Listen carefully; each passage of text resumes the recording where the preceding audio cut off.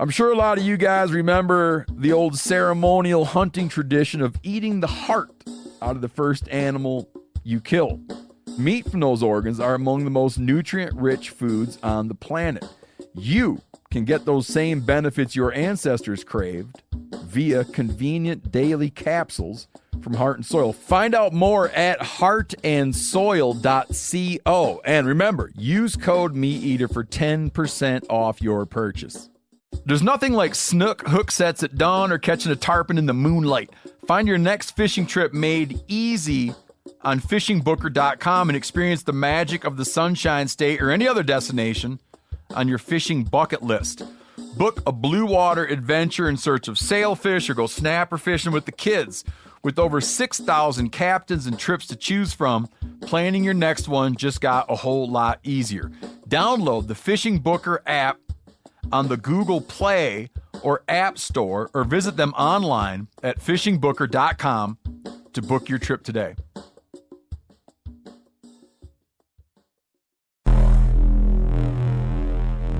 Welcome to the Wired to Hunt podcast, your home for deer hunting news, stories, and strategies. And now, your host, Mark Kenyon. Welcome to the Wired to Hunt podcast. I'm your host, Mark Kenyon, and this is episode number 342. Today on the show, I am joined by professional archer, avid bow hunter, and YouTube phenom, Chris B., to discuss competitive archery, mental strength in the moment of truth, and epic road trip hunting.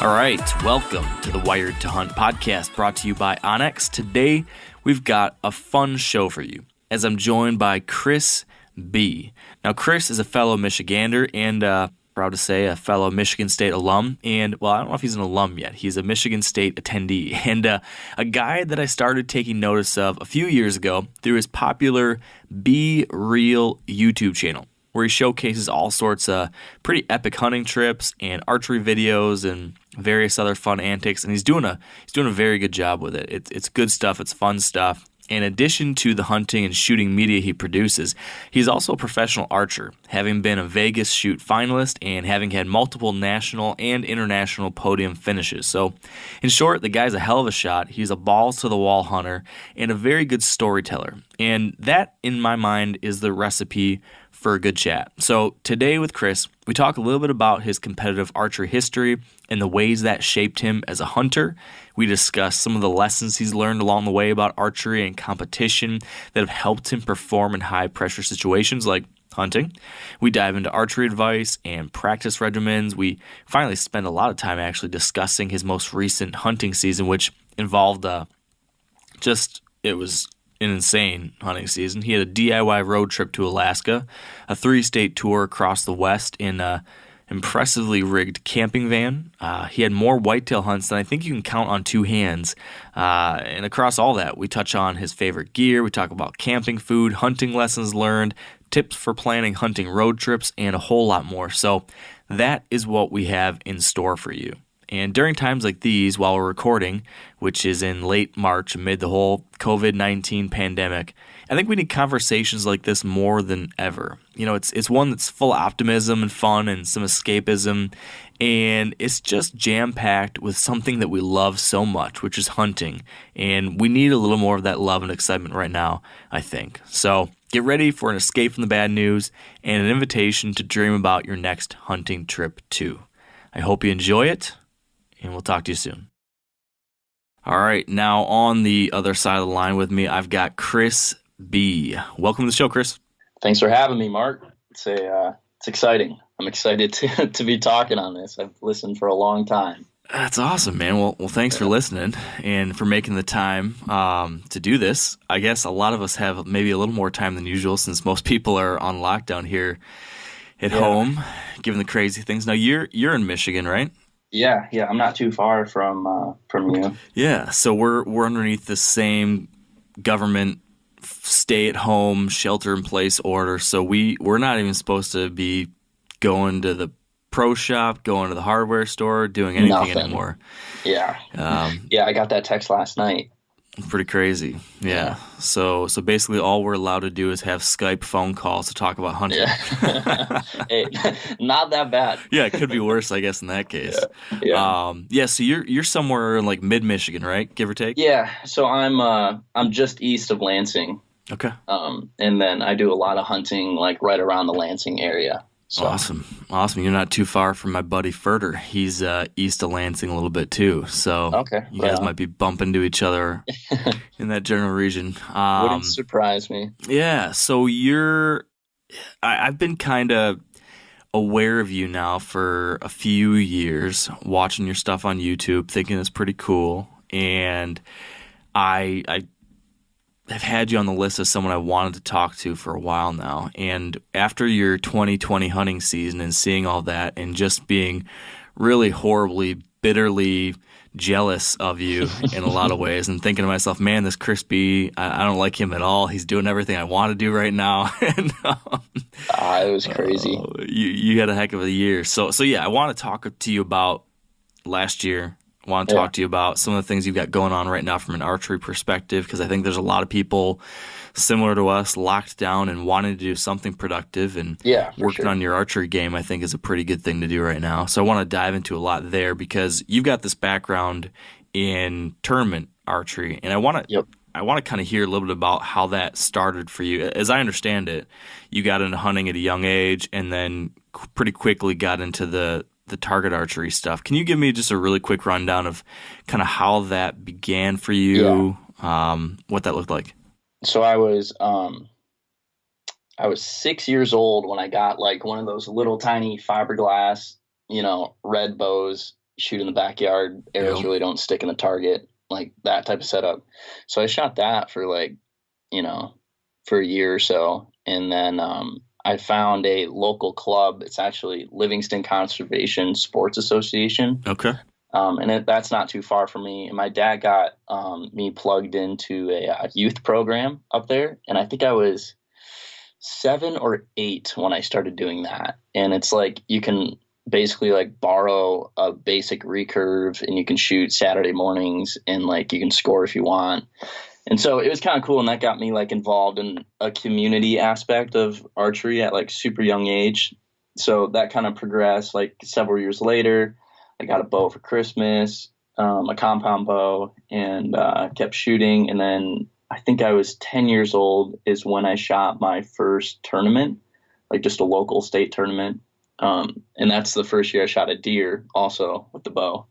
So They both kind of were happening at the same time, and it just kind of escalated from there. Like you go to a couple local shoots, and then you keep getting better and better, and then someone says, hey, you should go shoot this tournament out of state, and you're like, okay, let's go explore that. So we went to a couple out of state tournaments and went to nationals and kept upgrading equipment, and eventually by the time I was in like 14, 15, 16, I was on like United States archery team for like their national team, which is the top 5 in the nation. So I was on that from age 14 through 19 every year. So traveling all around and stuff. And then when I was 16, actually, that's like when I had my first quote unquote sponsor. I did really good at an event in Vegas. And whenever you do good in like a big event or anything, it just draws eyeballs on you or whatever. So sponsors are always looking. So anyways, Hoyt actually picked me up when I was 16 at the Vegas shoot. So from there, that kind of spurred my professional career, I guess you could say. And I started shooting more in the professional divisions and traveling around and everything. So. And you went to, am I right? You went to Michigan State? Yeah, and technically I'm still going. Nice. Go green, man. That's my alma mater right there. Oh, really? Right on. I didn't know that. Yep. Awesome. I'm 09 graduate.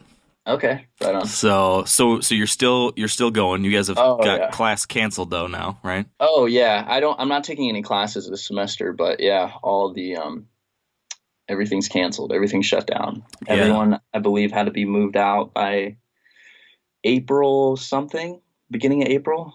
So Yeah, it's pretty crazy. My wife actually works at Michigan State, so she's pretty tapped into what's going on, and every day I'm hearing the different things, and it's pretty nuts. So yeah, my camera guy Bryce, who does a lot of my stuff, he's a sophomore at Michigan State, so nice. He's all pushed around now. Yeah, it's a great place. I love. It's nice. My wife works from home most of the time, but she does go in the office once a week or so, and I sometimes go up there with her and work at a Starbucks or something. And it's just a good excuse to get back up there and just relive the old glory days. Right on. Yeah. Well, next time after all this quarantine stuff, you should hit me up. Yeah. I go to all the Starbucks by there.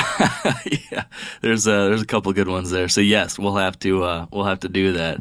But something you said a second ago, I want to rewind a little bit too, because you got this early start, and then it progressed, and you kept getting more and more into it.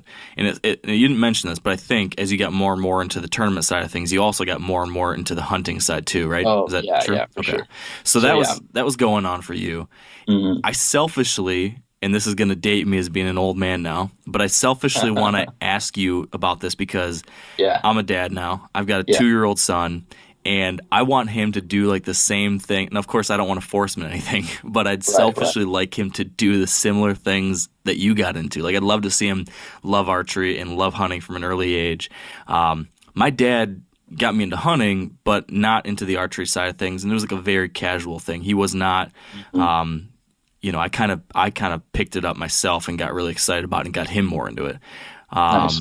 So I'm curious for you, when you were pretty young, and it sounds like your family was getting you into this stuff, what were the things that were like most impactful or that helped you get into this and become so passionate? Was it just the fact that you got this bow and you were into it, or were there other things that made it? I was super into it. I mean, I enjoyed it, and I played other sports through elementary and middle school. Like, I was active in other sports along with doing it, so it wasn't like my only thing.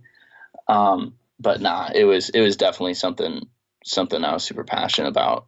And I think because it tied in with hunting so much at first, because like my dad's a big hunter. We are the classic deer hunting Michigan family. We live on 10 acres. We have another 14-acre chunk. We hunt out of the backyard. We have several tree stands on the back. So we would go hunting all the time. And my dad got super into, I don't know if you're familiar with Tony LaPratt. Yep. Yeah.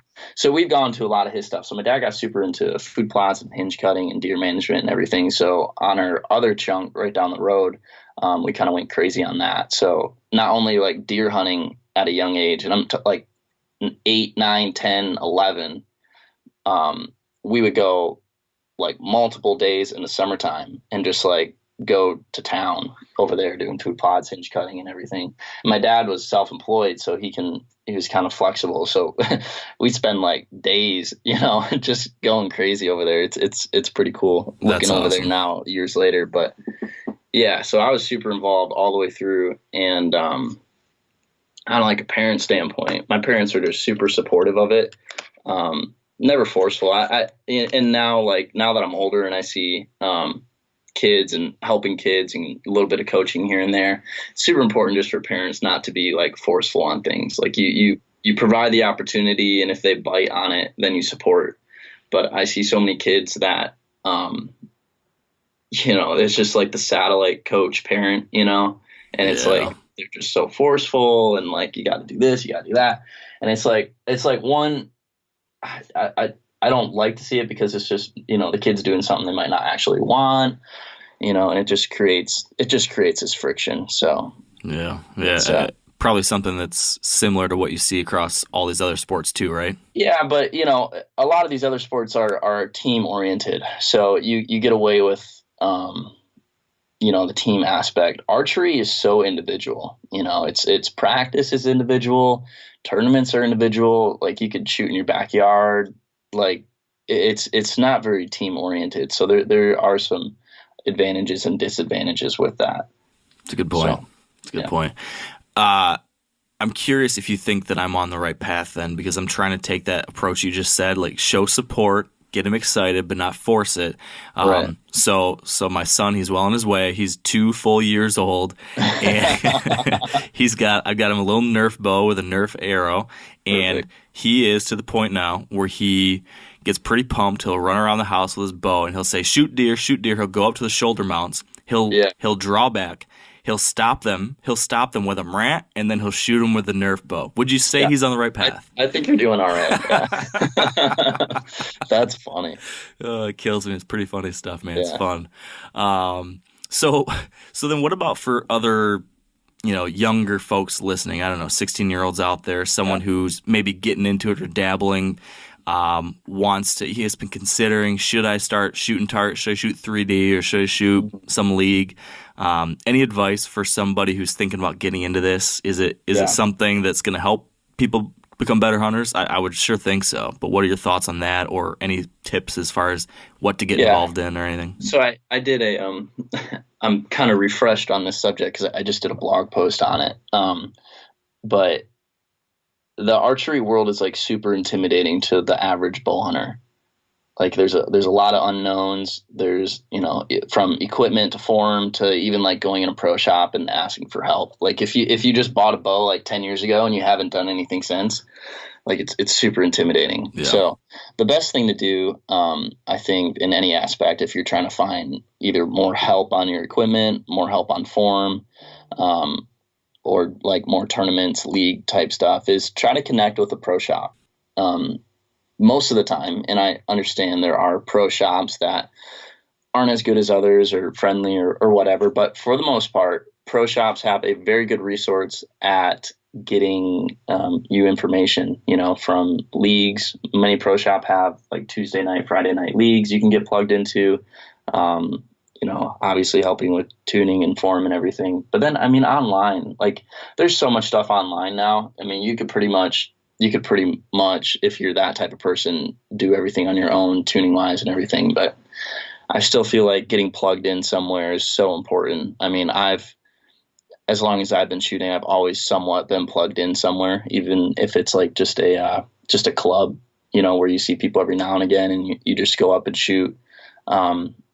It's important for growth, I feel like, in archery, because you see other people shoot, you see what they're doing, you ask, you bounce questions. If you just shoot in isolation, it's, I don't know. I feel like that community is so important in archery. It's pretty easy to start off and ingrain bad habits if you're just doing it by yourself too, right? That too. Yeah. 100%. You get on a tangent of, this feels good. You can do this. And you realize that like something's totally jacked up. So, and getting a coach is important. Like if you really, really, really want to get good, like if you want to go like the tournament route, I know guys that have done it by themselves, but it's always hard and they always find difficulties. Finding some sort of coach is always super important. And and there's resources online, like you can go on USA Archery, and they actually have a whole lineup of like certified coaches in your area with like their cell and email number and stuff. So you can actually like reach out to them. But for the most part, hitting up a pro shop, someone will know someone that knows someone most of the time, something will work. I never went the tournament route or considered that, but just back to having a second set of eyes on you, I wish I had that, because I basically just taught myself how to shoot. Like my dad and I learned how to bow hunt together, and it was basically me learning and showing him, kind of.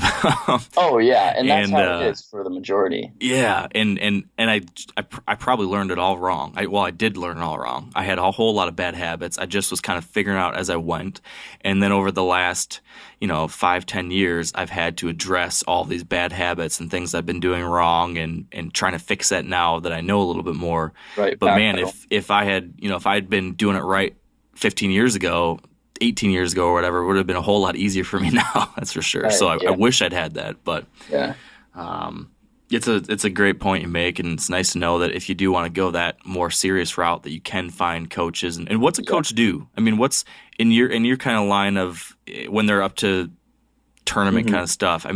Is a coach meeting with you and just watching you shoot and running you through drills and examining your form, or what's that process look like? So like for me now, my main coach is down in Atlanta. So, and I'm to the point like where I don't need like a tune up like all the time, but I mean, I still need when I go down there like every couple months because, Ultraview Archery. I don't know if you've heard of them. Yep. They've been on my stuff a little bit, but they're down in Atlanta too. So I go down there for them a lot, and then I get coaching also. But like you show up and, his name's George. He's like, yep, you're doing this or you're doing that. And I'm like, all right.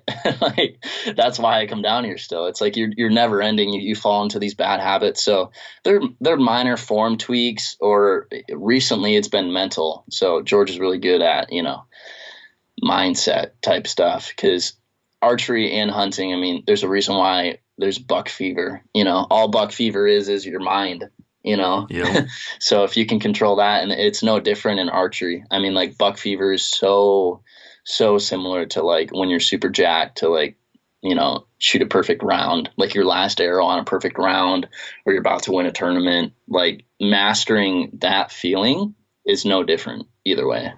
Do you feel like you've mastered it? No.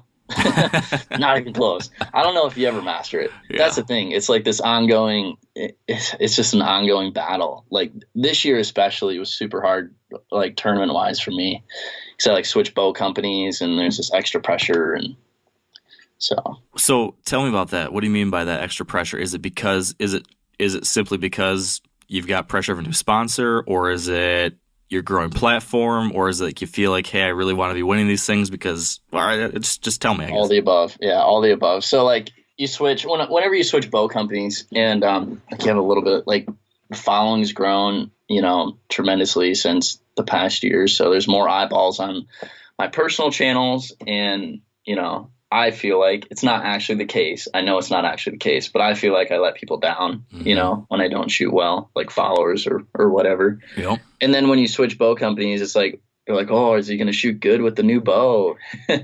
Because like you switch and they're always like, is he going to shoot as good or better or whatever? So there's like that sort of pressure. And does Derek Nelson ever like text you and say, man, you really screwed it up, dude? I mean, jokingly.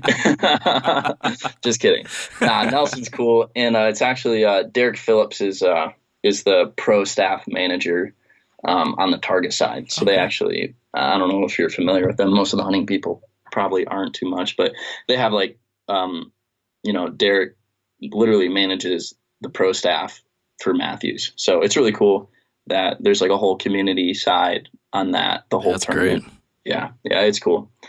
So tell me about what you're doing to try to, I mean, because everyone listening, all of us hunters, we're always trying to do the same thing when it comes to hunting. I mean, I don't think I will ever get tired of thinking about or talking about how to handle the moment of truth. Like that's the crux of every hunt. It really is. And the mental side of things is both frustrating and kind of fascinating for me too. Yeah. So how have you gone about trying to tackle that?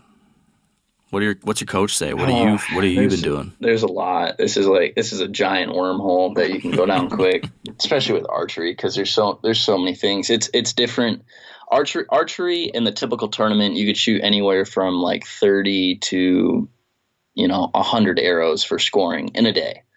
And most of the time, every single one has to be perfect. So instead of just like one shot, like on a deer, I haven't mastered, but I gotten pretty good at like pulling myself together for one shot. Yep. But doing it for like 90 in a row, it gets more difficult for sure. So there's a lot of things you can do. I think the most recently for me, like on a personal level, has been being more intentional with my shooting. So instead of wishing for things to happen, you actually make them happen. So if you're sitting there aiming and you have the pin in the middle and you're just sitting there and you're like, okay, I really hope this goes in the middle. And you're just like going through your shot and then the shot goes off. And you're like, okay, did it go in the middle? Like that sort of thing. Instead, what I've been trying to do is being way more intentional, being like, okay, this is going to go right in the middle, put the pin on the middle, go through the shot. Yep, that went in the middle. So it's all about mindset, start to finish, from even walking in the door of like the tournament. If it's so sensitive. Archery's so sensitive. If you have the wrong mindset all the way through, it just impacts, your shot so much. So having a different mindset, being more, it's not necessarily confident, because I feel like you can have confidence, but still have those hesitations throughout the shot, but not having hesitations throughout the shot. And I'm not talking about like punching, because there's a difference. Being intentional and being like, okay, right now, that's not what I'm talking about. Yeah. I'm talking about like very, very slight, intentional shots. And that kind of goes from, I don't know if you've heard of Joel, from Joel Turner. IQ. Yeah. Yep. Yeah. He's super rad. Yep. So me and him, a couple months ago got talking, and I've known of his stuff, but he really opened my eyes. Just like a 10-minute conversation, I was like, holy cow. Yeah. You know what you're talking about. Like I know, and I'm aware of like everything he's saying, but just like the way he says it and just goes about it, it's like, geez. So I don't know. That's kind of where I'm at, personally, but there's all sorts of things, mentally that you can do. What's something that throws off your mindset? Like, have you had an experience where you went into a tournament or hell, even a hunt where you went in and your mind just wasn't right and you paid for sure. it? Can you give me an example? As someone next to you could just be like, oh, I just dropped a 9.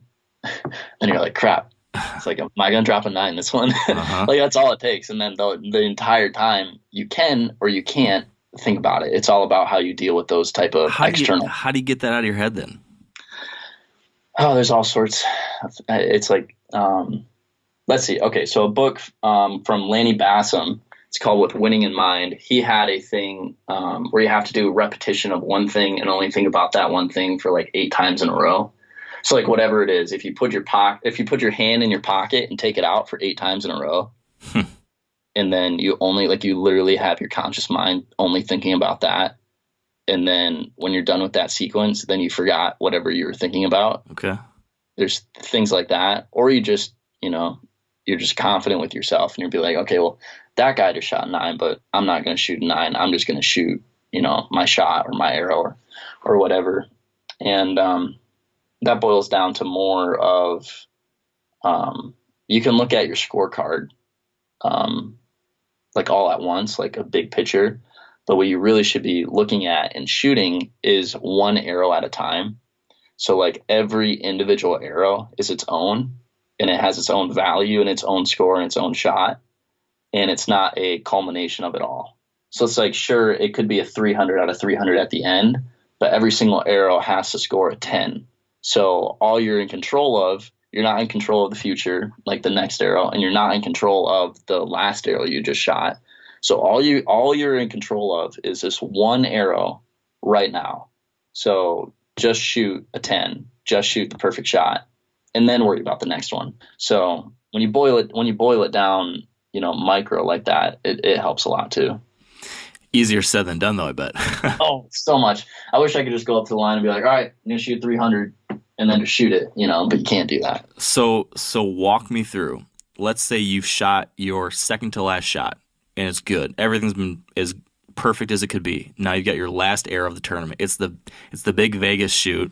Yeah. I don't know everything you did, but I saw you were maybe a little frustrated with how things ended up this past year in Vegas. Is that right? Yeah. Well, I dropped 2 and you drop 1 and you're done. Okay. So let's say it's this next season. Yeah. You're in Vegas again. You've done it perfect now. You got your last arrow. You step up to the line. Walk me through exactly what you do, exactly what your self-talk is.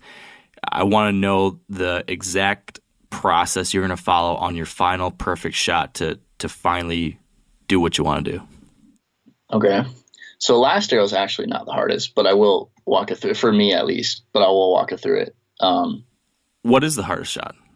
Hardest shots for me are like the first ones.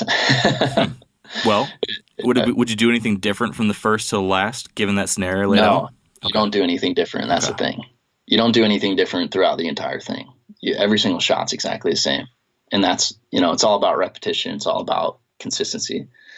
But there's also, everyone has a different thing. A lot of people like say things in their head as they shoot. But I mean, I'll knock my arrow. I'll, get in like my pre-draw, which is like knocking arrow, release, set everything up. Then I always look at the target, get essentially acquired with the target, because there's multiple spots on your target. There's like a triangle for Vegas. Yep. So you have to, you're not allowed to shoot 2 arrows in the same target. So, and we always shoot in the same order. Like every archer has their own order. So we're always pretty good at that.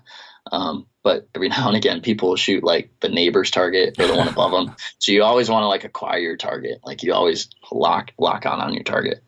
So, pre-draw, you get set up, you draw back, and then you always want to make sure you're going into your shot, either, saying the repetition, sound or sequence that you do once you get a full draw, or like a blank mind or something positive. You never want to like go in it with nothingness, right? Because when your mind's not thinking about anything and it's blank, it's super easy to bring in external sources and get thinking about something bad.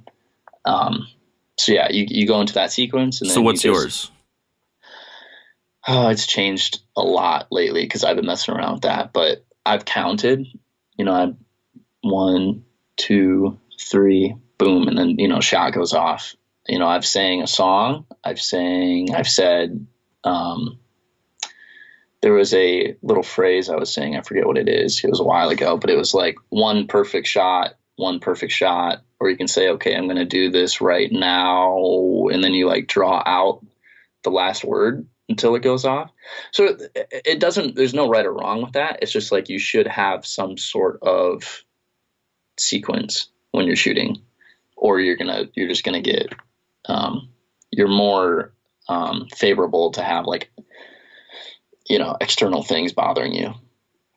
So anyways, yeah, shot goes off and then you're good. But what happens a lot of times is when you're under that stress, your shots go long. So you hold longer than normal, then you get under fatigue, then you start getting stressed, and then shots go off, and those are normally the bad ones. So making sure your shot timing is like relatively the same under those pressure situations is super important. So those shots are holding longer just because you're trying to be extra careful to make sure you're aiming right, or yeah. The problem with archery, if you try too hard, you're going to fail. Right. That is so. Yeah. It's like this weird fine line between. Yeah, you can't be a try hard in those situations. But you also said like you want to be intentional with it. You want to like as Joel Turner talks about, you need to have a process. You have to have you have to be in control of the whole shot sequence. Mm-hmm. But at the same time, you also kind of want to be like second nature, almost like it's like you want to be an autopilot, but you want to be in control. And there's somewhere in between that's the perfect place, but it's really hard to put your finger on it. I don't know, man. I'm wanting you to give me a secret weapon for this. Dude, there is no secret weapon. That's the thing. I'm trying to figure it out. Yeah. You know it. I'll pay you.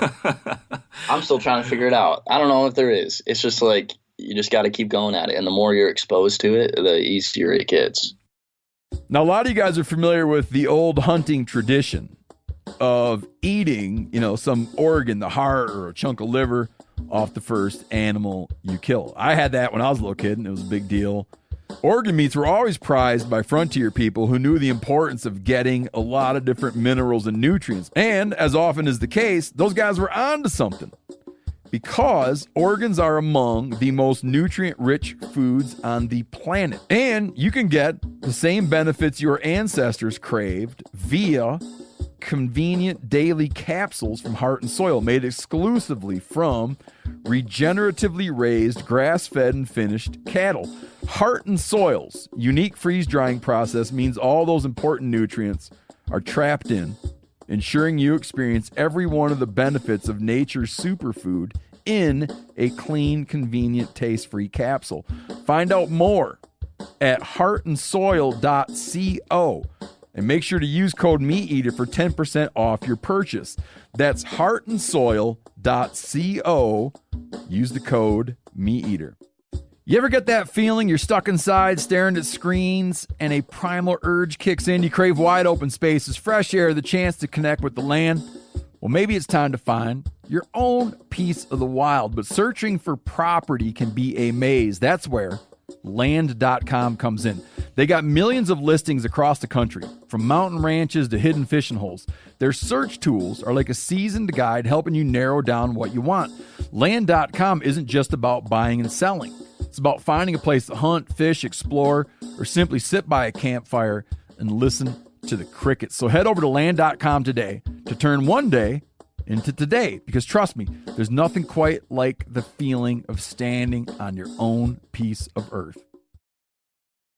Now, how much of this translates over to your hunts when you like the things you're working to get your mind right for your tournaments? How much does that translate to your hunts?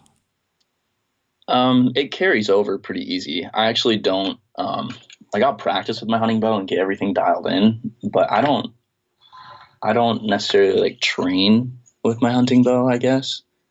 And then when it comes to like shooting a deer or something, that's pretty much autopilot. I don't have like a certain formula, I guess. One thing that I have always done over the years is make sure to like aim, like pick your spot. Because I've been, in my younger years known to like put all of the pins on the deer and shoot. Yeah, been there. That's why I shoot a single pin now. Yeah.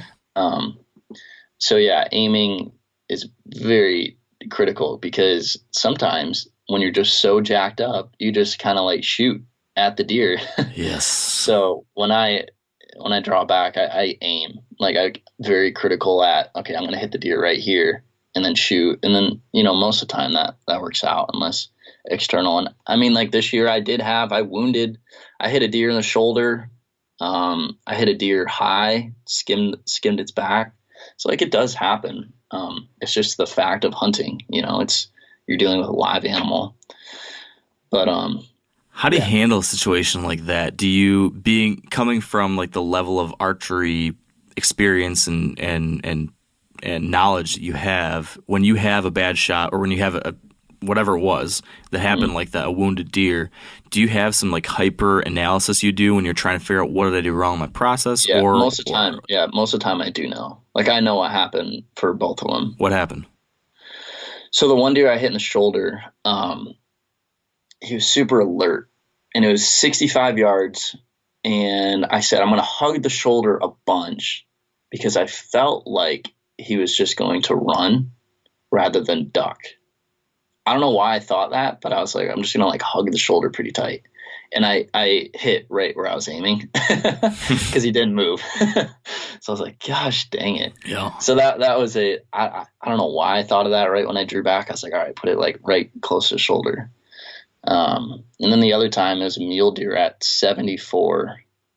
And that one I think was just a misrange, because he was there was a couple branches like right close to him and around him. So I really think that I just ranged one of those branches, and that was just a total misrange, because left and right was pretty good. Do you, like, after this happens, you take a shot at a deer, you're trying to recover it, you don't find it. It's the worst moment for any hunter, Sure. just about, right? I know that feeling, unfortunately, too.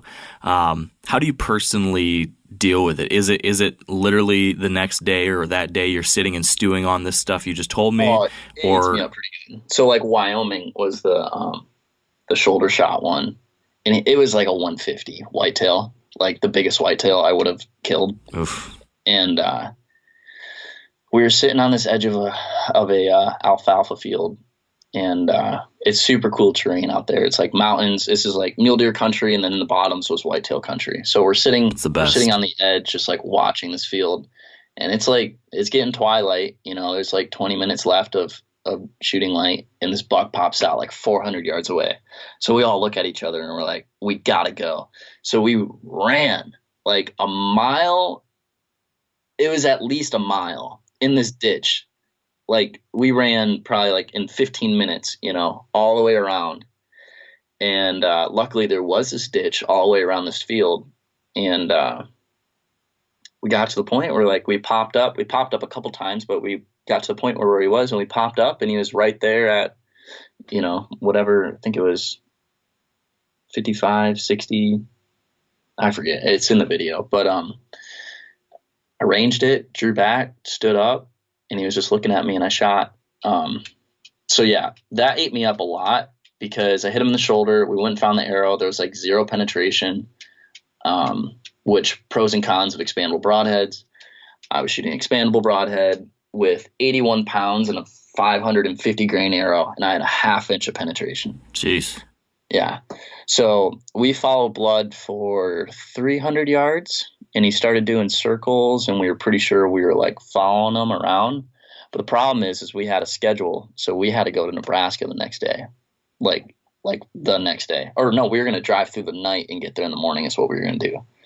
So we decided shoulder shot, he's probably going to live and be all right. So we backed out. Well, we ended up finishing our Western tour like a half a day early, and we were only like 8 hours away from Wyoming still. So we actually drove all the way back to Wyoming, and we looked for another half day, and we didn't find anything. No more blood, no more anything. But we spent an extra 8 hours of driving to go back to look just for my mind, really, because my mind was just thinking the entire time in the next 2 states. So yeah, it eats me up pretty good. That's hard to. It's never easy, no matter any way you look at it. Yeah, especially when it was my fault for if I just was aiming 2 inches farther back, it'd be dead. Do you? I know, like talking to other buddies, or even in my own situation, I've dealt with this a little bit differently in different cases. There was one time I hit a deer and wounded it, and searched, never could recover him, and it like just took the wind out of my sails, and I didn't want to hunt for like a week. I was just like, I don't even know if I want to keep going. It just took me out of the game. And then there's been other times can make you so depressed. Oh, it can. It really can. But then I've had other times where I thought, you know what, you just have to get right back on the horse and like go out the next day and pound your bow, just like shoot your bow a bunch, make sure your confidence is there, and then get right back after it. What have you found to be what works well for you? If you have a miss or a bad shot, do you want to get right back after it? Do you step away usually? How do you get your mind right after that kind of failure, I guess you could call it? Past couple of years, I really haven't had a choice to step away. Like I've always had trips planned or was on a trip or, so it's like you can't really take a break, So my go-to, I always shoot right after, like a bunch, make sure everything's dialed in. And once I know like everything's dialed in and that it was like either my fault or an external factor, like as long as I know what happened, I'm okay. Like as long as I know like the deer's gonna live and I know what happened, then I'm fine. If I like have no idea what happened, or it's like I was having a mental breakdown and like punch the trigger, that's no bueno. Luckily, I've never really had to deal with that on like hunting, punching the trigger, target panic type stuff. Yeah. So I've always been able to figure out the problem and assess it. Have you ever had that problem in tournament scenarios? Target panic or anything like that? So there's different forms of target panic. There's like legit, you can't even aim on the target and you got to like swing into it and punch a trigger, which is like very common. Like you hang high and then you swing down and shoot into it. Mm-hmm. And then there's like performance target panic where you can't aim quite at the middle, but you can aim like a half inch or an inch below it, no problem. And when you say you can't aim at that, do you mean you just get kind of stuck there? You get stuck. Yeah. You can't like.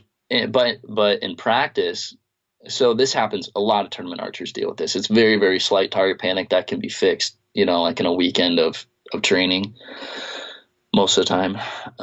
But practice, you can aim in the middle, you can shoot in the middle, like doesn't matter, like middle doesn't matter. You show up to a tournament, you hang an inch low because now you have this performance pressure. And you're scared of the middle. Essentially, you don't want to perform well. You're telling yourself, I'm not gonna.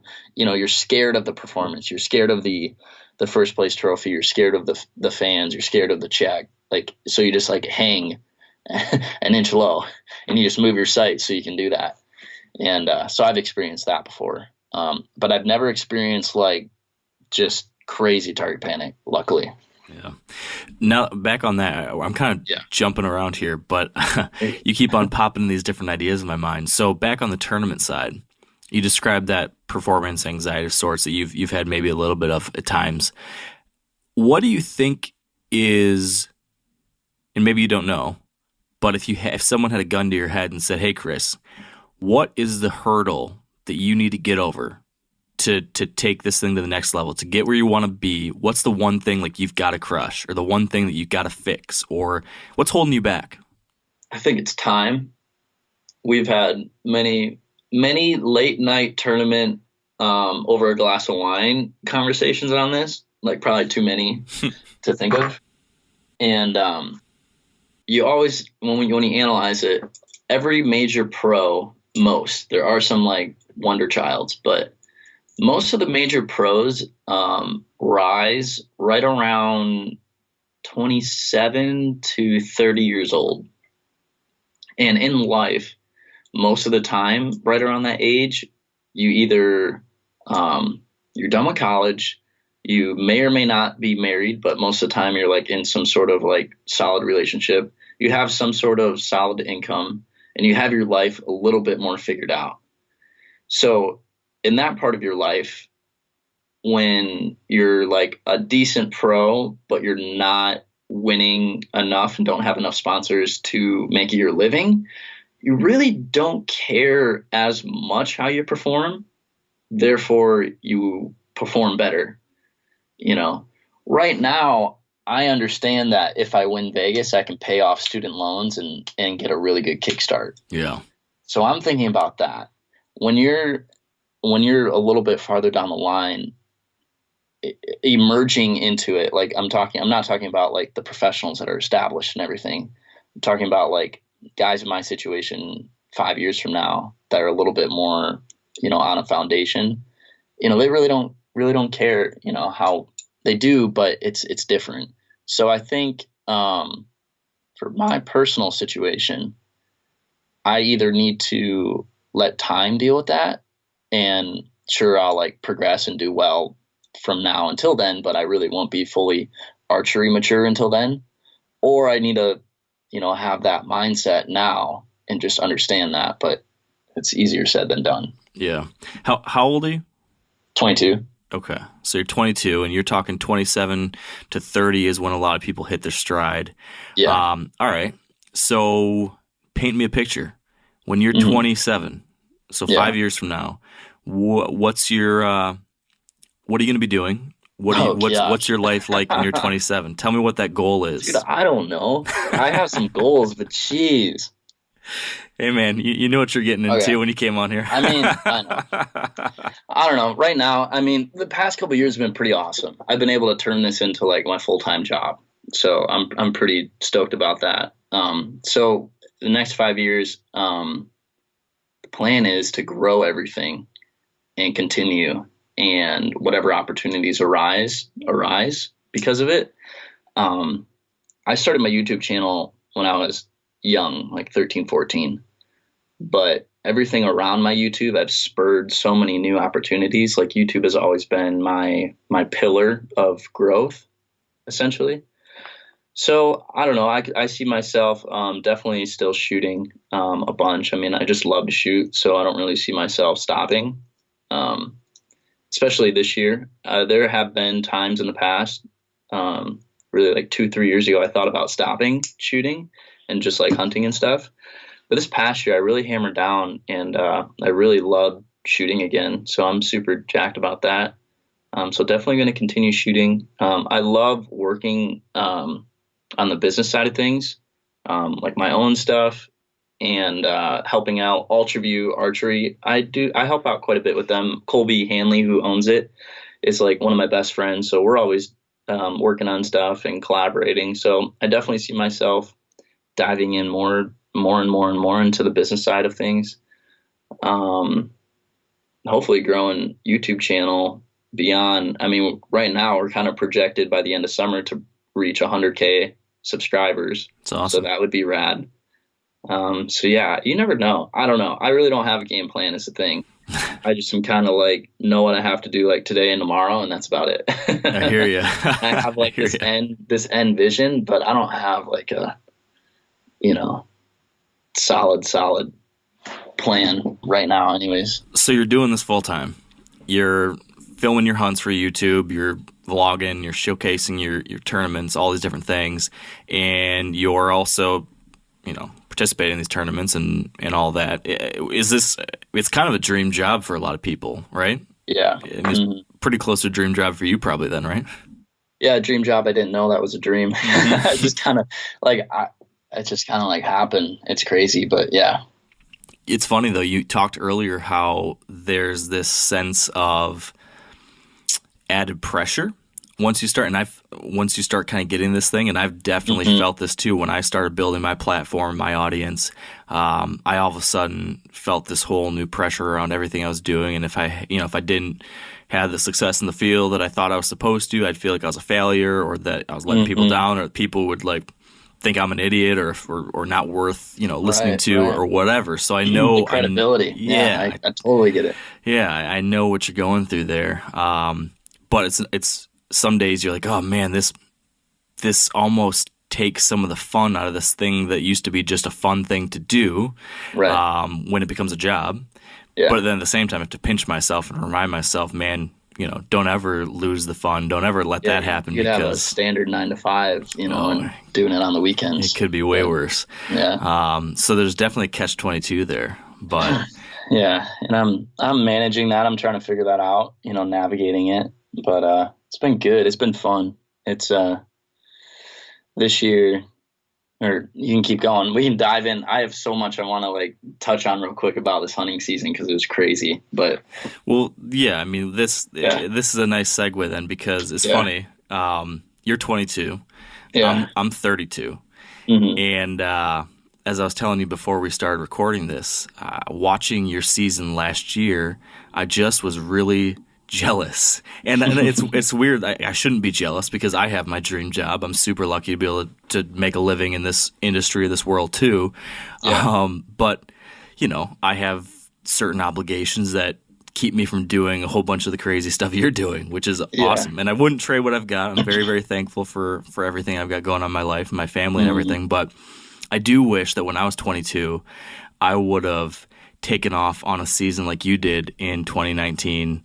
And just looks like you had a hell of a good time, man. So I at some point I've got a couple more archery questions that I'm probably going to circle back to. But on the 2019 hunting season, first line up, give us the high level 30,000 foot overview of everything you did in 2019, and then I want to dive into some of the specifics. But we first got to understand the scale of this epic tour of the country. 2019, I decided I was going to spend all of my money and go everywhere pretty much. So I pretty much went all out. I went to 11 states. I had 12 buck tags, and my goal was 12 bucks because Levi Morgan shot 12 bucks last year. No joke. I was like, who, and this is a touchy subject too. It's like, how many deer can you actually shoot? And it becomes unethical. Yeah. That has been a turning thing in my mind. But anyways, we can talk about that later. But my goal was 12. Interesting point. Yeah. So I started in Alaska in August, shot a caribou, total DIY, met these guys through an archery tournament. They invited me out. Barely have spent more than 30 minutes talking to them before. And just totally went up there. We spent 24 hours together driving up all the way to nearly Prudhoe Bay. So over-the-counter caribou tag. Yeah. Spent 11 days out there. Shot one. The other guys almost shot a couple. We flung a couple arrows. They're really hard, especially out there the way we were doing it. It's like the Wild West. Yeah, the Hall Road. I definitely want to hear more about that. The Hall Road. It is I did quite a bit of research before, and one guy explained it as the budget-friendly Alaskan dream hunt. Anyone can do it. I think I spent $2,000 doing that, so it's not too bad for the Alaskan hunt. So that was rad. That I definitely would do that again. It was fun. It was a fun time. You saw incredible things. We saw muskox, caribou. Obviously, we saw a grizzly bear, and you're in Alaska. It was no joke. Yeah. Sure, we were on the Hall Road back and forth. And we would run that 100-mile strip all the time.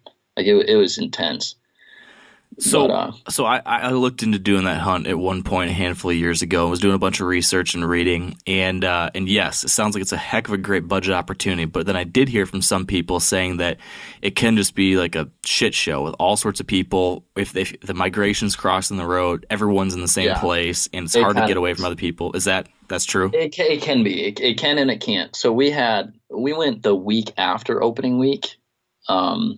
And I think opening week was a little more busy, but we probably only saw 20 trucks the entire time, wow. 20 to 30. But the thing is where the caribou are, the people are.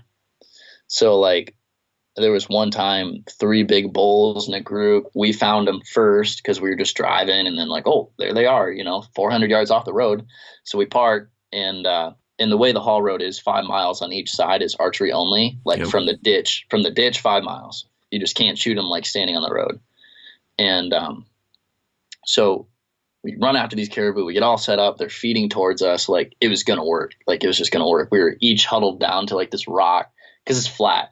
So there's like this little rock, and we're huddled next to it. And then sure enough, a freaking diesel comes strolling up, parks, just running. So they're all looking at it, and then another truck pulls up, and they're like, get out, and they're looking at them, and then they run around, or they turn around and run back, and they try to swing around, and then they all spook, so it is kind of challenging. And even the one that I shot, we saw from like 3/4 of a mile away. I have no idea how we saw it, but we started hiking after it, and before we knew it, we looked back behind us, and there's 2 guys up on the mountain, like back behind us, and we're like, great. But we were in this. I talk about it pretty blatant in the video, but I'm like, yeah, I think we saw them first, and I think we're ahead of them. So I was like, we'll just keep going, and if we run into them, then we run into them. But we were clearly after the same one. So we go and we get in a position, and we're like, yeah, they're still like 300 yards away or so. It's like we're gonna try to kill them. So we dive down around this luckily we had some terrain. So we worked around this terrain, and get to where maybe he was about 100 yards away, and I peeked over and he wasn't there. So you can't really see it in the video, but he actually got spooked by the other hunters that swirled around. So those guys actually did us a favor. Wow. And the bull ran straight towards us on top of me, like 30 yards, like right on the it was just like a little hill that he was on. And this isn't on video, but I actually drew back on it at like 30 yards. And I looked at the camera, and my buddy that was filming, and he wasn't filming. I was on his heart, like, oh my gosh, like I could just smoke him right now. And I was waiting for him to get the camera on, and I let him walk right by. Oh, man. So then I let down, and he runs right by my buddy with the camera, like right by him, like 10 yards. Jeez. And then I run over to him and circle around, and then he starts videoing and the whole deal. And I whiffed and missed the shot at like 50 because he was moving around. Yep. And my range was wrong. Those caribou never stop, ever stop. They're always moving. So then I quickly reloaded, and by the time the caribou knew what was up, he had an arrow sticking in him. And then he ran to 100, and he was just like wobbling there at 100, and I ranged him and smoked him, and he dropped. So that's how that happened. Yeah, that was I saw part of that hunt up until you got the shot, and that was pretty crazy. And that terrain, I mean, flat. Yeah, it's flat, it's wide open, but huge vistas. I mean, beautiful in its own kind of stark way. Yeah. I mean, it's hard to beat Alaska as far as an experience. Yeah, I'd totally recommend it. And there's ways you can like rent vehicles in not Anchorage. What's the one just Fairbanks? North? Fairbanks. Yeah, you can rent in Fairbanks. You can fly into Fairbanks, rent a vehicle, drive up. But the buddies I knew lived in Anchorage, so I drove all the way from Anchorage. Nice. That was a haul. So first Alaska trip, right? Yeah, my first big adventure type trip. 1 out of 10 rating. Did it hit 10? Did it hit your expectations or what? 9. 9. 8 or 9. We were thinking we'd see more caribou. Okay. And but that's hit or miss with the migration. Yes. Yes. I don't mean to make you jealous, but on my caribou hunt, I probably saw 10,000. Yeah, we saw maybe 200. No, but that's still pretty cool, man. Yeah. That's still pretty cool. It was cool. Yeah. So yeah. what happened next? Then we went to Kentucky early season in September. I brought little Cooper with me. We always go on a hunt every year. That was kind of a bust. And then we went to Texas, shot a pig out of a helicopter. That was pretty rad with the bow. Wow. And then we hit the Western Tour. So the Western Tour, Quigley kind of sponsored it, let us bring out their 4x4 machine, which was awesome. It was so rad. Yeah, we got to talk about that. Yeah. Because so you were going on this multi-state Western tour, and a Quigley, for those who aren't familiar, it's like a big camper van or big conversion van that was tricked out for this kind of thing. Can you walk us through what that van setup was? Yeah, so it was 2 bunk beds that flip down on the side, so you can put them up for storage or travel or whatever. And there was 4 seats, so driver, passenger, and then like a half row in the back. Then there was like a bunch of storage. There were solar panels on the top, so the whole thing was power. Like the van didn't need to be on, and like power. Like we ran a microwave. Wow. Like you could do whatever you wanted. And then we actually put a little sleeper topper on top. So yeah, it was fully functional for 4 people. Like 4 people could run out of it, no problem. Now Quigley hooked you guys up with that, right? Yeah. Do you have any idea what it costs to buy something like that? We did research because we were curious. You can buy like a stripped out transit van for 25 to 30, like a pretty new one. Okay. And then all the renditions we were thinking were like 25 grand. So not cheap, but not much more cheap, than. But you buy a brand new truck, right? I mean, I don't know. It's not for everyone, but you can also do it, the budget friendly way. You get kind of a beater and 4x4 conversion and rig it out, for probably 20 to 25. Then you got a sweet hunting rig that you can live out of. Now you don't have to pay for hotels and everything. Yeah, it's a really cool way to do it. I've been very tempted. I've looked at vans for a while, thinking about doing something like that because I love just going on my hunts and sleeping in the back of my truck, and that works great. But I sometimes wish you had more room. Yeah. No, it was cool. So we started in Wyoming, hunted there for 6 days. We tagged out 1 out of 3 tags there. Wyoming was rough. Then we headed to Nebraska. We were 3 for 3 on studs in Nebraska. We hunted there for 4 days, shot 3. And then we went to South Dakota, hunted there for a day, and we shot 2 bucks. That was crazy how that happened back to back. And then we drove home. So how many days was it total? 14 days of hunting. 14 days total. You hunted 3 different states. You had a bunch of guys, bunch of tags. In every state we new people were joining us. So it was pretty cool. So I got to believe the people see these videos on YouTube or they're listening now and they're wondering, how the heck did you pull it off? I mean, lots of people go on a Western hunt and they research and they plan all year and they've got one place and they try to find one place to hunt and they're happy and lucky if they get one shot. And you guys hit 3 states, all these different places. Yeah. Was this public land? Was it private? Was it with buddies who knew these places? Like, what was all that? So Wyoming was a buddy's lease. Nebraska is a friend's property, and South Dakota was walk-in hunting. Okay.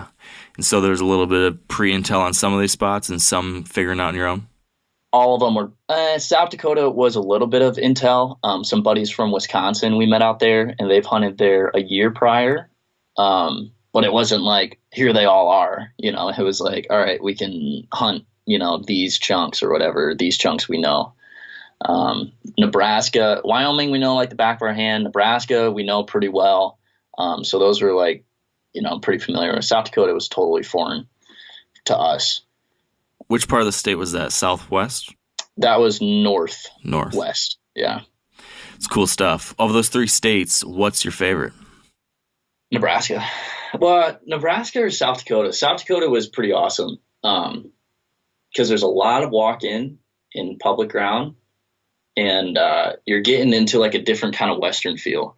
Like Nebraska is probably my favorite just because we go out with my buddy Tim, and it's just like fun hanging out with Tim, and there's like tons of deer.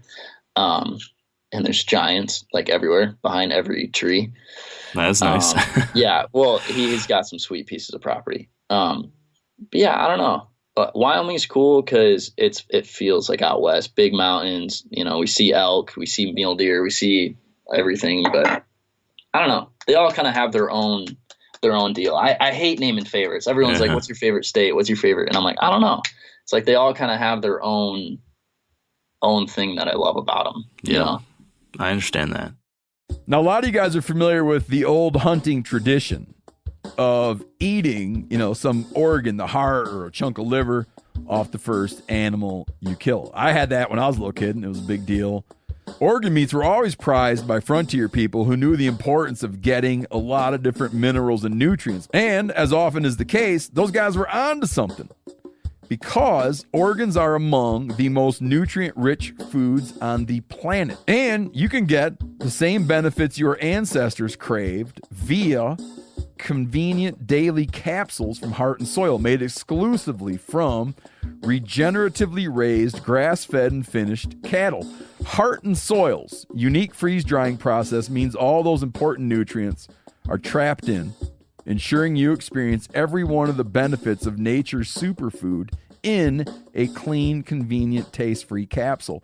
Find out more at heartandsoil.co, and make sure to use code MeatEater for 10% off your purchase. That's heartandsoil.co. Use the code MeatEater. You ever get that feeling you're stuck inside staring at screens and a primal urge kicks in? You crave wide open spaces, fresh air, the chance to connect with the land? Well, maybe it's time to find your own piece of the wild, but searching for property can be a maze. That's where Land.com comes in. They got millions of listings across the country, from mountain ranches to hidden fishing holes. Their search tools are like a seasoned guide helping you narrow down what you want. Land.com isn't just about buying and selling. It's about finding a place to hunt, fish, explore, or simply sit by a campfire and listen to the crickets. So head over to Land.com today to turn one day into today, because trust me, there's nothing quite like the feeling of standing on your own piece of earth. You've hunted, sounds like, a few of these states before. Nebraska definitely before, Wyoming before. Mm-hmm. Anything that you learned last year on that front, on chasing muleys like that, and in some whitetail too? Come away with any lessons learned or anything? Mule deer, we kind of got a formula down for Nebraska now. The way that Nebraska is where we're at. There's lots of ag fields, and then just like on the edge of an ag field or like in the middle of it, there's a pasture. And it literally goes down, like it's like negative space, it looks like almost. So what we'll do is we'll get out there in the morning early, and we'll sit on and this is pretty standard, but for Nebraska it's a little different because you can't get like on a mountain and look in the morning, So we'll just get in the pasture somewhere where we can see like kind of the farthest, and then we'll see them normally drop down in and bed down in the pasture and then go through it, try to put a stalk on it or whatever. But the past 2 years, the same exact thing happened. My buck last year, my buck this year, we were actually just driving around in the truck in the pasture, because they're literally like cow pastures. And we would bump accidentally these bucks out of their bed, like just driving one place to another, and be like, oh yeah, they're bedded right there. There they go. Okay, let's put a pin right there. And the next morning we would go look over that same spot, and they would come back in bed in the same spot. So it was kind of interesting. And this year we didn't bump it 100% out of his bed, but we were driving. It was just twilight at night. We were just driving back to camp, and we saw this buck just up on the ridge, and we were like, he had to have just gotten up out of his bed to go to the fields. So the next morning we set up kind of in that area, just overlooking that whole thing. And sure enough, he came down just in one of the draws, and that stalk took a long time. And another lesson, I guess, is I've slowed way down. There's a lot of times, this is my 4th year mule deer hunting. And I'm not a master or don't know a whole lot, but all I know is you really have to slow down, and you really can't go slow enough if they're bedded. I think I took 3 hours to go 200 yards. Wow. And because we had to work these rim edges of these cuts, essentially. And they're not huge cuts, but it was just big enough and just steep enough where like you couldn't see them entirely. So me and Bryce was like right behind me filming. We just worked really slow around these like four cut rim edge. And finally on the fourth one, we saw him, luckily. And then I worked my way down and shot him at 65. And so you'd seen him from across the way, said, okay, I think he's bedded there, and then you circled the way around, or how did that work? Yeah, so we saw him coming off the cornfield probably 400 yards away, worked down into the cut, and then disappeared. But the thing is there was these 4 big cuts that we saw, and we're like, well, he could be in any one, really, because he could have just like weaseled around and laid down. And these cuts, they almost look like we're in Michigan, so when there's in the farmer's field when they just planted and it's kind of steep, and we got a big rain, yeah, and it like washes out and it's like all those crevices. Yeah, that's what it looks like. Yep, it looks like a big version of that. Yep, I know exactly what you mean. Yeah, and so there was like 4 of these, and we're like, well, he could be really in any one, and there's these deep little spots they can bed right around. So we knew he could be in the first one, or he could be in the fourth one. So every single one in every single corner, you just have to act like he's going to be right there. If we just like blew through it and we're like, he's not in that one, he's not in that one, he's not in that one, we would have busted him. Yeah. He either would have hurt us or something. So I don't know. And last year also, I slowed way down on my buck because similar thing happened. We watched him come up over this little hillside and dip down into a cut, but we couldn't see down in the cut. It's like same exact situation. So we had to just work the edge super, super slow. And that probably took an hour. So, and another thing, it's like in Wyoming, I wish I practiced this a little better with patience, is we had one opportunity at a mule deer for 6 days, like one solid opportunity. And I kind of like rushed it because I was like, it's first morning. Like I just rushed it and kind of blew the stock. So it was like, if I spent like a half a day, like, or the whole day just trying to kill this one buck in a spot, we would have killed it. But instead we tried to kill him in 30 minutes and we blew it. And therefore we wasted 6 days, or not wasted, but we then spent the next 6 days going at it. So if I just spent one day or like the half a day trying to just like really ninja in on this buck, it would have worked. Other than going slow, what else do you do to be a ninja when you're stalking in on them? Do you go as far as like throwing on stocking socks, taking off your shoes, or anything like that? How about wind? Did wind play into any of these? How you're dealing with thermals or anything like that? What else is going through your mind on that stalk? This year, my Nebraska mule deer, it was like dead calm, which sucked because it was dry, it was dead calm, and it was like that grass, that hollow yellow grass. Yep. So like every step was just crunchy. So I don't like to take off my boots because one time I took my boots off and like wore my socks to stalk in. And well, one, you can step on a cactus and really jack yourself up. Mm-hmm. 2, the buck spooked up, but then ran around and stopped. And I could have, if I had my boots on, I could have hauled butt around and then got back on them. So if I were to ever do that, I definitely would wear the moccasin type things. I would never like just do socks. Yep. But I just go slow. Like I'm like slow. I'm talking about like heel barely touching. And then you make sure you're not stepping on a stick. And then you like roll your edge of your foot down. Yep. Make sure nothing's crunching, and then go all the way down. And then shift pressure onto that foot. And then you do the same thing in the next foot. I mean, that's what we did for like 3 hours straight. Like it sucked. But you got to act like every single little, when you're in a situation like that, you have to act like every single little thing is going to be bedded behind. So I don't know, maybe that's too much or not, but in those type of situations, all it takes is one little thing. It's just like whitetail hunting. One little thing can jack it up.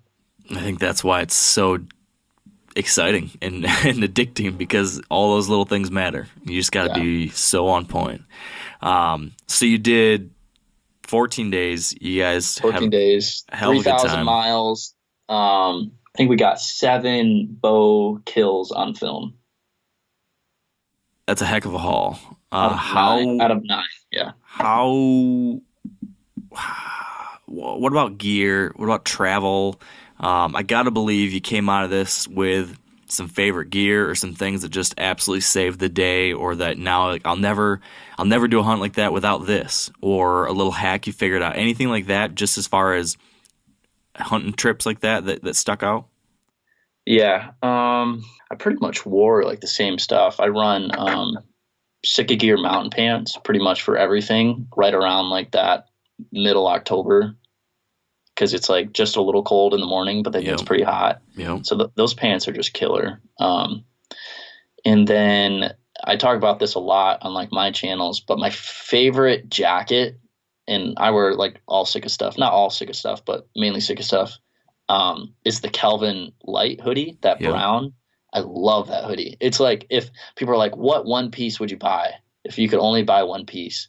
I really think it would be just that one, because you can wear it for insulator for whitetail, an outer for whitetail because it's pretty quiet and it's fine. And all those mornings glassing, kind of like in that mid-season, it works awesome. And I've shot so many deer wearing that jacket. It's like definitely my go-to. Out west, out there, you definitely need a solid pair of boots. I run Kenetrex. They're I bought them used, or got them used, and they were good.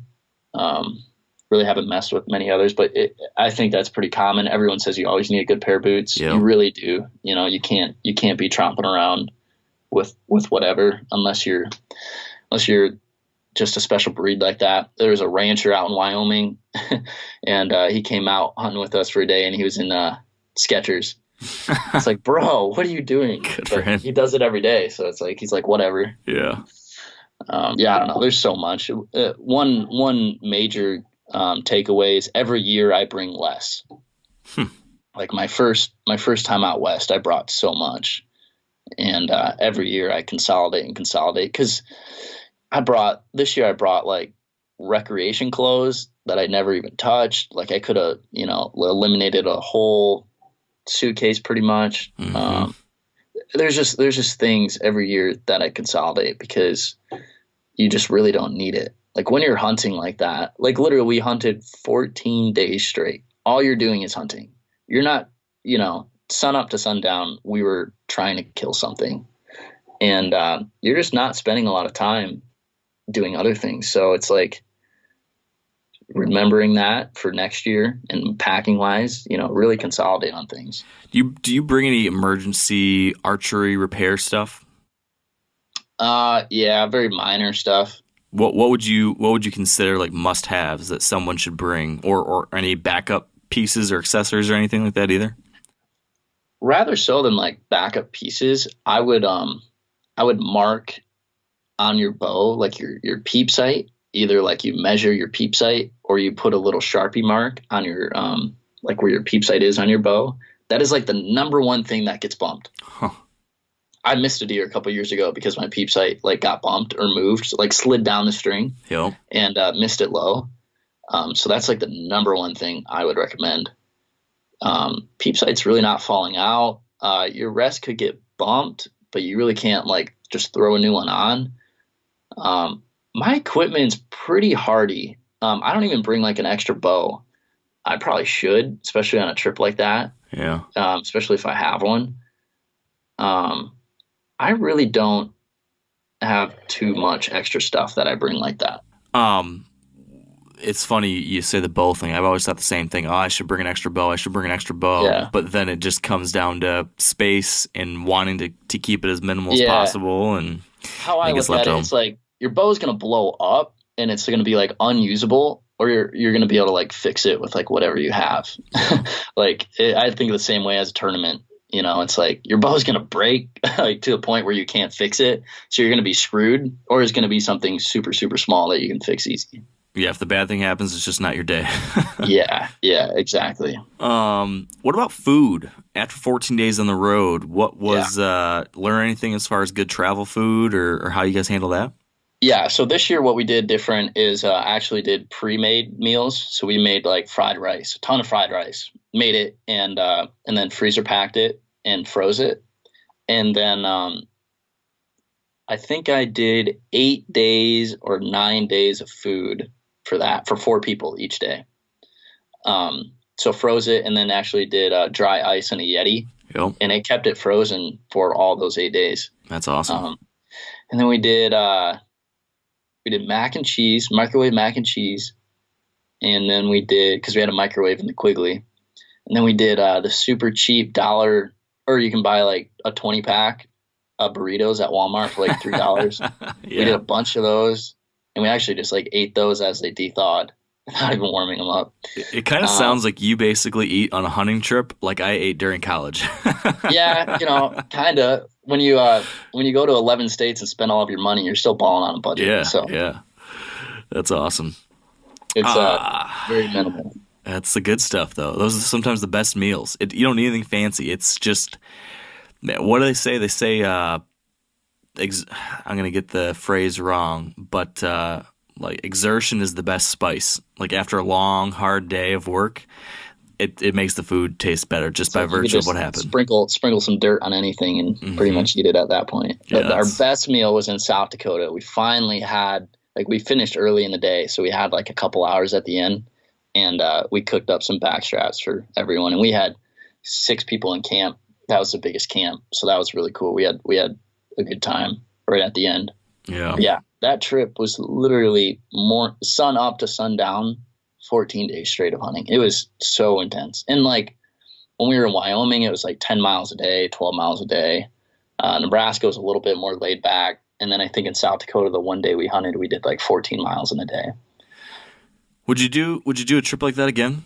Yeah, we're planning one this year. It's gonna be a little different. It's gonna have an elk hunt in it, hopefully. Cool. So, but 3 states, probably the same amount of time, right around the same time frame. Anything you would do differently, logistically or planning or anything like that? Looking forward towards your next hunt. Specifically for the Western tour, maybe pick spots that are a little closer together. Yeah. Like find the golden triangle, of 3 states or something. If you're going to hit up states, or 2 states, if you want to hit up 2 states, you go on right on the border of one and then just jump across like 2 over the counter states. Maybe do that, because like some of our spots are like 12 hours apart. It's funny you bring that up, because it also brings up another thing that I've sometimes debated internally, and I've kind of been forced to pull back on this a little bit just with, stuff that goes on with family and everything. But I sometimes have debated in past years if it makes more sense to hunt a bunch of different states but be bouncing from place to place and have time limits. Yeah. Or do you want to just focus on a couple? So that's super interesting you say that, because that's my focus for this year. So explain that. What do you mean? And in which way? So like this year we had 3 to 5 days in each state, and it was hard. Like in most of these places, like Western Tour, we had a little bit, but a lot of these places like Ohio, Iowa, West Virginia, like all the other places I went, no previous experience. So we were just like showing up and we'd be like, all right, how do we kill a deer? Pretty much. And we had 3 to 4 days, 3 to 5 days, sometimes 2 days to figure it out. And it was just draining and it was hard. So this year we're narrowing it down. I think I'm only going to 5 or 6, which is still a lot, but compared to 11, which was a lot, narrow it down, spend more time, try to essentially try to kill some bigger deer, because my goal this year was like, if it gets me pumping a little bit and is like a good solid buck, I'll shoot it. Like I shot, a couple 2-year-olds and whatever. And I did that just for the adventure, go somewhere, try to figure it out, shoot a deer. Yeah. That was my goal, which was awesome. But yeah, this year, I don't know, like I'm hopefully going to draw in Kansas this year. So I'll probably spend, a solid 7-8 days planned for Kansas. Just to spend some time out there. So yeah, I don't know. It's that has been a very hot topic lately, especially talking with Bryce. We've been like strategizing on that. So I don't know, spend some more time in Michigan. I spend so much time in Michigan preparing food plots and everything, and it's like I'm always gone. So it's like I don't really get to hunt it. Uh-huh. Yeah, you gotta give the home state some love. Yeah, I know, and it's like it's the most challenging of all of them, almost in my opinion. Yeah, I certainly feel the same way. It's my buddy Dan Johnson, who's on the podcast a lot with me, lives in Iowa, and been telling him that for years, and finally he's going to come and hunt Michigan this year. Oh, so gosh. He'll finally get to see what we're talking about. He's probably not going to hunt it again. No, probably not. It's a once-in-a-lifetime thing. I'm actually really impressed you guys shot a buck on the back 40, to be 100% honest. It was touch and go there for a while, man. We didn't know. Just because I know how it goes. Yeah, it can be tough, but managed to find a few every once in a while. So that's awesome. Gotta work for them, that's for sure. So you hunted a whole bunch of whitetail states last year, like you just said, without taking another hour and going through every single one of those and talking your ear off. Was there anything that stood out across all of those as far as the most interesting, or maybe not even that, but is there any hunt that sticks with you? Like you look back on it and you think to yourself, oh man, that changed how I look at stuff, or that was a huge screw up. I'll never do that again. Anything like that stands out from your whitetail hunts? So Ohio, first time hunting in Ohio, had some buddies that I met actually from Michigan invited me down, and they have a couple permission on some farms, some pretty awesome farms down there. But Ohio's different. Like there's not a lot of deer. Like we probably only saw 10 deer in 4 days of hunting. Wow. And but they're quality deer. Like your opportunity to see a big one is a lot higher, per deer. So that was super interesting. Kind of changed my perspective on things, because a lot of times, and even in now thinking of Michigan and other spots, we try to hunt like where the deer are, like where a lot of deer are, and maybe not necessarily all the time where the big bucks are. True. So it's like sitting in spots where like, all right, you might not see a deer today, but when you do, it's going to be a good one. I feel like a lot of times we get caught up in wanting to see a lot of deer, because like there's spots in Michigan on the farm that we manage where it's like you can see 40 deer in a night, and you'll see a 2-year-old and a bunch of 1-year-olds. But if you sat here, you might only see 3 deer, but the chances are a lot more. So I don't know. I get caught up in that a lot. I feel like. Yeah, that's a great point. And I feel like a lot of people do, so. That's a big shift, going from hunting any deer to hunting the one mature deer. Yeah, it is. And, I've done it. Like I've grinded out and tried to shoot big deer. And I haven't shot like a big deer in Michigan, but I've shot a lot of like 110-inch deer, which I feel like is 160-inch deer in Iowa. Right. It's a different thing. Yeah, I somewhat figured something out, but yeah, I don't know, that made me kind of open my eyes on that a little bit. Then I've been to Louisiana the past 3 years, and that's totally different hunting down there. It's a really awesome private chunk. It's like a hunt camp essentially, and a buddy through Archery, Austin, he invited me down the past 3 years, and it's just totally different. The deer, like you go hunting now, like kind of like East Coast, West Virginia, hunting, Iowa, Michigan, Louisiana. You learn a lot about deer just by doing that. The different types, the way they react to things. Like Louisiana, we can drive a buggy, dump a pile of corn, go back, and there's deer on it right away. If you did that in Michigan, if you did that like any other place, you would never kill a deer ever. Right. It's just like, I don't know, super eye-opening, just the different types of deer, the behaviors, how they do things. I don't know. So what else is on the gauntlet for 2020 then? Kansas, Michigan, which other states are you going to hit? I have a calendar. You got to, dude. Like, this is the only reason why Western Tour worked, is because like I had somewhat of a game plan and deadlines and strategy. So Kansas, I'd like to make it back to South Dakota. Nebraska for sure, hunting with Tim. Just like to go hang out with Tim and hunt with him. It's awesome. Elk is probably going to be in Colorado. I got some buddies out there that I'll probably tag along with. Other than that, that's like the four states, and then Michigan for sure. I might dabble with Indiana this year because it's close. Yeah. And I'll probably zip down there a couple weekends, try to figure something out. Sleeper state. It is a sleeper state, and yeah, I don't know, but yeah, I might add. I probably will add one more. Oh, I'll go to Louisiana hopefully again this year for sure. That's always a grand slam at the end because there's so many deer and it's awesome. We go in January or right at the beginning of January, end of December because that's when the rut is. But yeah, I really want to hang around like that six states this year just so I can spend more time, maybe multiple trips back. Yeah, I don't know. And then documenting that, I'm not 100% sure how I'm going to do it this year. If I'm going to do it a day by day or a state series or what.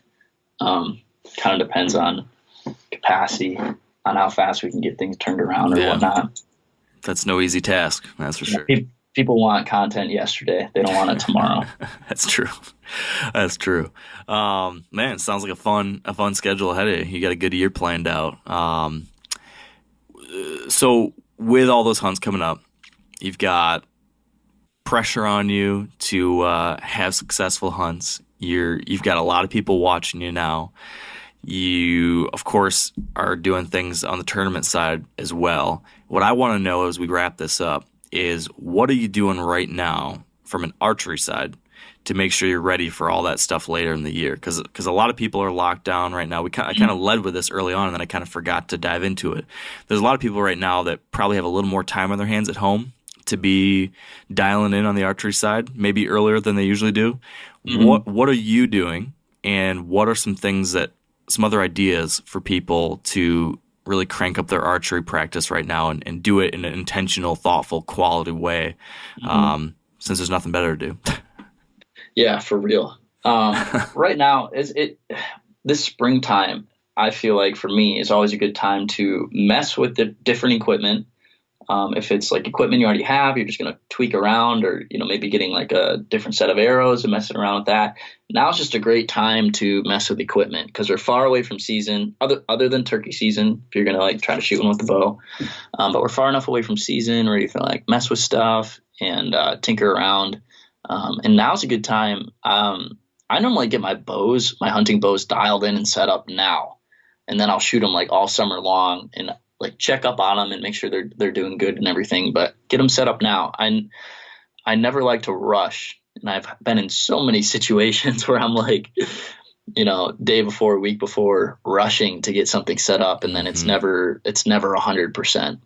So like past couple years, my setups have been so dialed and so perfect early, and then and then I shoot with them, get familiar with them, and by the time September rolls around, they're already ready to go, So yeah, now's a good time to really mess with your bow. And, like many of us right now and for the next week or two or however long, hopefully not too much longer, but we're stuck inside and many people can't shoot. But becoming familiar with your bow on like the technical side of stuff, if you can, and diving into a lot of online content. The most important thing for me too is confidence. And when I know my equipment, when I know, like I said earlier, when I miss the deer or wound the deer or whatever, as long as I know what happened and I can fix it, I'm in a better place. And I know that a lot because I know my equipment, I know my form. So it's like, now's a good time to study, kind of. We're stuck inside. It's understanding your equipment, looking online, knowing how things work. There's so many good and bad resources online. So definitely pick and choose and kind of filter things out. But yeah, what are a few of your favorite resources for archery stuff? And then also you mentioned when we were talking mindset early on, you mentioned a book, something, I can't remember who it was, but something about winning. Yeah. Are there any other books or people on the mindset side of things that would be interesting too? Yeah. So a book that I mentioned is With Winning in Mind by Lanny Bassam. And it's not archery specific. It's actually more like rifle shooting specific, but he does talk about archery a little bit, but it's all about mindset. Like that's the entire book. It's kind of boring if you're not deep into that, but that's really good. George Riles has a lot of good segments called Thing a Week. If you just literally type into YouTube Thing a Week, he has like tons of very in-depth, detailed videos on like one specific thing. It's like, you're shooting hand or whatever. And he's done that for years. So you can find some really old ones. But George Riles, he's my coach down in Atlanta. He's won so many things. He's like the pro that was like the top of the line pro like 15, 20 years ago. So now all he does is like coach. He still shoots. He actually made the Vegas shoot off like 4 years ago still. Wow. Yeah, super knowledgeable there. George Riles, you can find all of his stuff. Joel Turner, Shot IQ for anyone, bow hunters, trad people. Even he's big into he's big into trad, but tournament shooters, anything for mindset, even for shooting, but for mindset especially. He's got a ton of stuff. Dudley's got some good stuff. Of course, yeah. But everyone pretty much knows that. Yeah. Try to stay off archery talk. Oh, don't get me started. Yeah, that can get messy in there real quick. That's crazy. Okay, so then final thing. For folks, once they do get outside and they're shooting, few tips for better practice, for good quality practice. And then it's a two-part. I do this a lot. As I ask a question and then I add all these add-ons. So sorry for that. You're fine. So tips for better practice, and then secondly, do you recommend people practice differently as the season progresses, as the year progresses? So should we be practicing differently now than we would be in August, than we would be in October? Right, I gotcha. So things you should focus on when you practice is to set goals for yourself and only compare against yourself at the distances you can shoot and at the skill level you can shoot. A lot of people, and I get messages all the time, it's like, oh, I wish I could shoot what you shoot, or I'm not shooting as good as you, or whatever. And now with social media and everything, you can see all these people with their groups and their scores and everything. So you should really only compare against yourself and try to grow against yourself. And don't wear yourself out. Obviously, take it baby steps if you don't shoot a whole lot or anything. But I guess that's one tip for practicing, like just in your backyard and stuff. Yep. And then throughout the season, what I like to do is I do like to stretch things out. And in a lot of my videos, I shoot far, like 80 yards, 90 yards, 100 yards. And what that does is that really amplifies your mistakes. It opens up your groups, allows you to try to tone in your groups at farther. Because like for me, if I shoot 20 yards, it's like, sure, like I can really micro manage that in, but when you back up farther, it just amplifies everything so much for me. But that's not, those far distances could do the same thing for someone at 40 yards. If someone, can do a paper plate at 40 yards and try to dial that in, I'm a paper plate at 100, so everyone has their own distance that they really can max out and then zone in, and then maybe max out a little bit more and then zone in. So it just makes you a better archer when you back it up a little bit. If you're always just shooting 20 yards, like that's all you do, 20 yards, that's it. Sure, you can like get better and everything, but unless you're scoring or unless you're like really, paying attention to how your group size is and everything, can't really improve per se or see your improvements. Yeah. So. That's something I've seen too. What about one way to get better at long distance shooting? Because I've always tried to stretch it out more and more and push myself, but then of course, like you just said, your groups open up, every mistake gets amplified. Anything we can be doing to get better at those long shots other than just doing it a lot?